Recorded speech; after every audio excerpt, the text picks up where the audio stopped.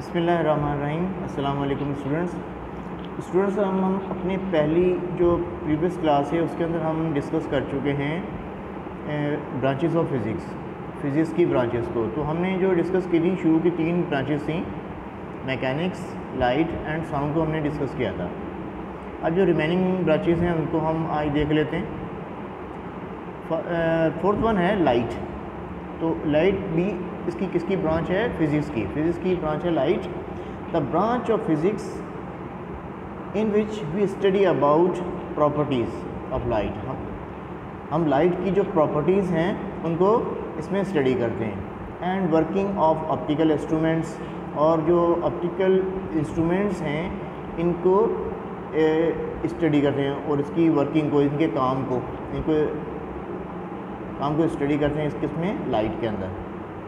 तो ये तमाम जो प्रॉब्लम्स जो सॉल्व करते हैं हम इस पूरे प्रोसेस को क्या कहते हैं कि ये लाइट का वर्क है और ये एक ब्रांच है फिज़िक्स की।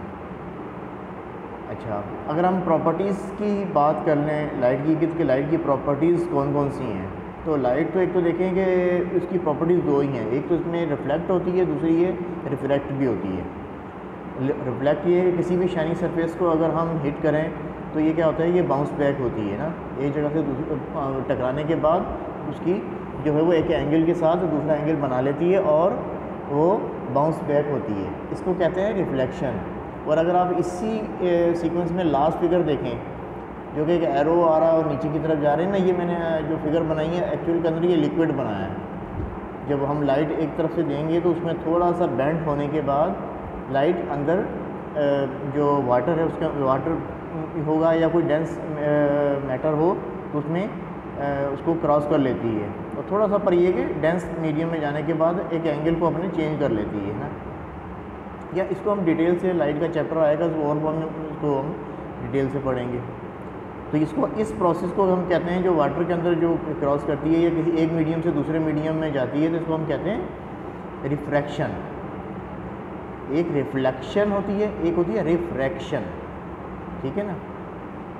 तो ये रिफ्लेक्ट जो हो रही है वो बाउंस बैक हो रही है, टकरा के दोबारा वापस जा रही है। और जो रिफ्रैक्ट हो रही है इसमें क्या हो रहा है कि इसमें एक मीडियम से दूसरे मीडियम के अंदर जा रही है।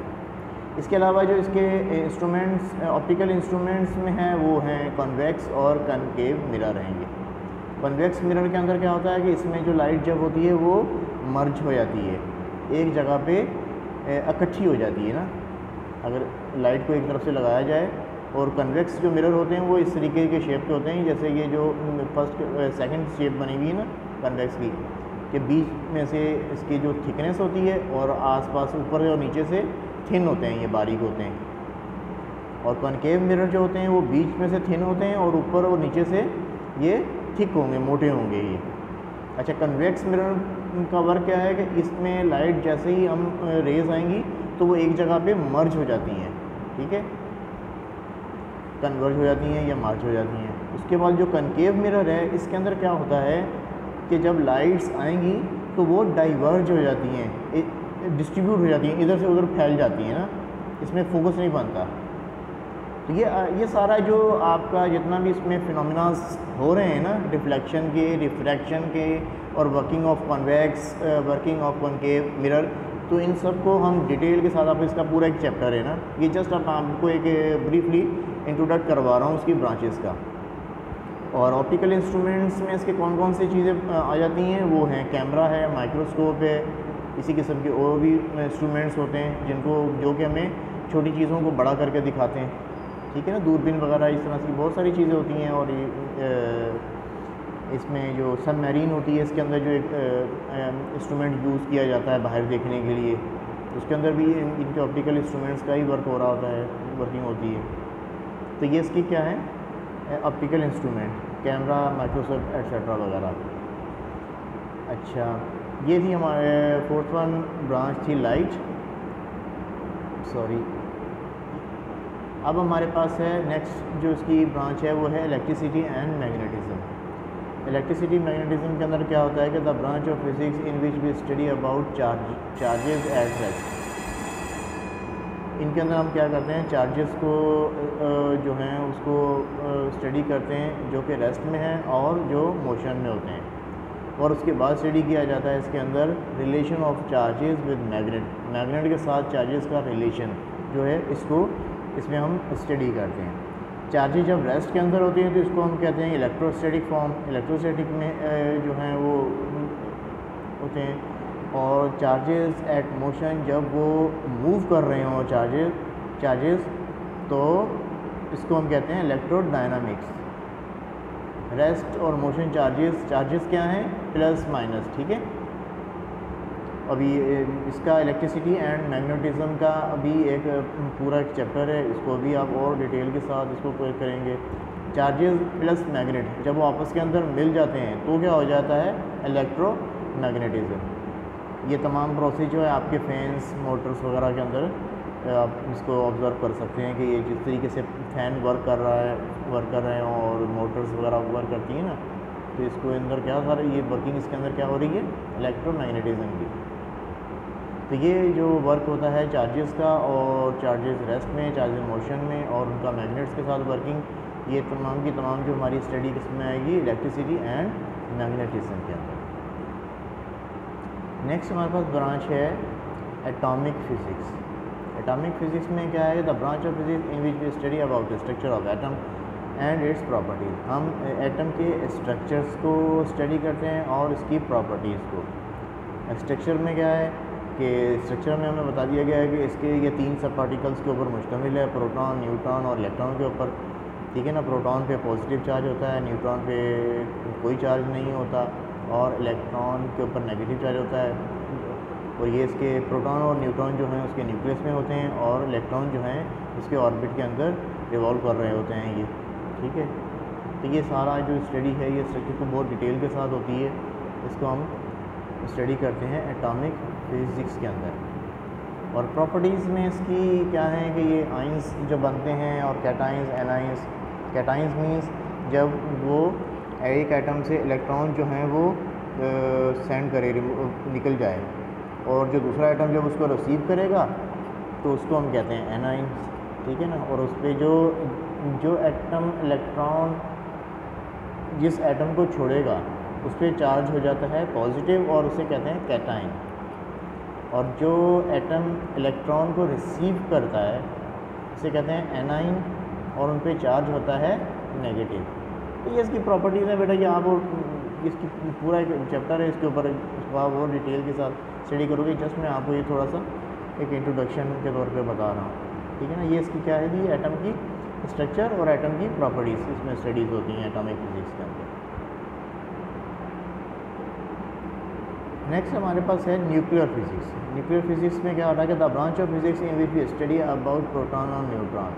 इसके अंदर हम स्टडी कर रहे हैं किसके बारे में, प्रोटॉन और न्यूट्रॉन के बारे में। क्योंकि at the centre of an atom, ये क्यों सेंटर एटम के ये सेंटर में होते हैं, कहाँ होते हैं, न्यूक्लियस के अंदर, ठीक है ना। इसलिए इसको नाम क्या दिया गया, न्यूक्लियर फिज़िक्स।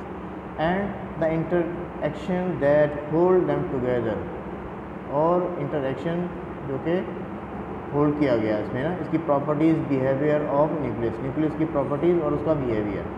इसके अंदर दो जो प्रोसेस हो रहे हैं, फिशन एंड फ्यूजन, ठीक है ना। फिशन में क्या होता है, the breakup of nucleus, nucleus का ब्रेकअप होता है, न्यूक्लियस जो है वो डिस्ट्रीब्यूट हो जाता है, ठीक है ना। मज़ीद दो न्यूक्लियस के अंदर, मतलब ये प्रोसेस एक मुसलसल चलता रहता है ना, जिसके अंदर ये न्यूक्लियर बॉम्ब वगैरह जो बनते हैं, ये सारी टेक्नोलॉजी उसके अंदर यूज़ होती है। Fusion, the merging of nuclei, इसमें क्या होता है कि दो न्यूक्लियस मिलकर आपस के अंदर एक एटम बनाते हैं या एक न्यूक्लियस बना लेते हैं। तो फिशन में ब्रेकअप हो रहा है, ब्रेक हो जाते हैं, और फ्यूजन में मर्ज हो जाते हैं, 2 से 1 हो जाते हैं। फिशन में 1 से 2 होंगे और फ्यूजन में 2 से 1 हो जाएंगे। मतलब इसका जो फ्यूजन होता है, इसको मतलब ही क्या है कि मेल्ट होना ना, मेल्ट होकर एक बन जाना है किसी चीज़ का। तो ये इसके जो फिशन और फ्यूजन है कि इसके बिहेवियर्स के अंदर आ जाते हैं। अच्छा, ये नेक्स्ट आपकी जो ब्रांच है वो है न्यूक्लियर फिजिक्स। न्यूक्लियर का एक पूरा बड़ा चैप्टर है ये, इसका भी आप लास्ट चैप्टर है। ये चैप्टर आप स्टडी तो खैर मैट्रिक में करोगे, पर इसका भी पूरी एक कंप्लीट स्टडी है इसकी। इसके अंदर और आप हम डिटेल के साथ इसको पढ़ेंगे भी और डिस्कस भी करेंगे। नेक्स्ट आपकी ब्रांच है geophysics. The branch of physics in which we study about internal structure of earth. इसके अंदर हम सिंपल क्या करते हैं, जो अर्थ के नीचे क्या है उसको स्टडी करते हैं। अर्थ कैसी है, ठीक है ना, और उसकी कितनी लेयर्स हैं, कहाँ पर पानी किस तरीके से होता है, कहाँ हैवी वाटर है, कहाँ लाइट वाटर है, पानी ऑयल है, गैस है, ठीक है ना, कोल है, ये सारी जो स्टडी है जियोफिज़िक्स में होती है। उसके बाद आ जाएँ प्लाज्मा फिज़िक्स। प्लाज्मा फिज़िक्स में क्या हो रहा है कि the branch of physics in which we study about production and properties of ionic state of matter. Matter की हम आयोनिक स्टेट को इसमें स्टडी करते हैं। आयोनिक स्टेट क्या कि देखें, अगर हमारे पास एक सॉलिड है, ठीक है ना, मटेरियल है, कोई मैटर है, सॉलिड फॉर्म के अंदर है, सॉलिड स्टेट में है, हमने उसको हीट दी तो वो आस्ता आस्ता किस में मेल्ट हो जाएगा। मेल्ट होने के बाद वो उसकी स्टेट कौन सी हो जाएगी, लिक्विड। हमने उसको और हीट दी और एनर्जी दी, अब वो हीट लिक्विड से कन्वर्ट होना शुरू हो जाएगा किसमें, गैस के अंदर। और अब जब गैस के अंदर आ गया, अगर हमने इसको मज़ीद हीट दी, अब क्या होगा, अब जो एटम जो गैस में फ्रीली मूव कर रहे थे, आज़ादाना इधर उधर घूम रहे थे, तो वो एटम्स के साथ जो इलेक्ट्रॉन्स होते हैं उनके जो ऑर्बिट्स के अंदर हीट देने पर क्या होता है कि ये जो इलेक्ट्रॉन्स हैं ये मूव आउट कर जाते हैं अपने ऑर्बिट से, ये अपने ऑर्बिट से निकल जाते हैं, बाहर चले जाते हैं। तो इस स्टेट को फिर हम क्या कहते हैं, ये प्लाज्मा की जो फॉर्म बन जाती है ना इसमें।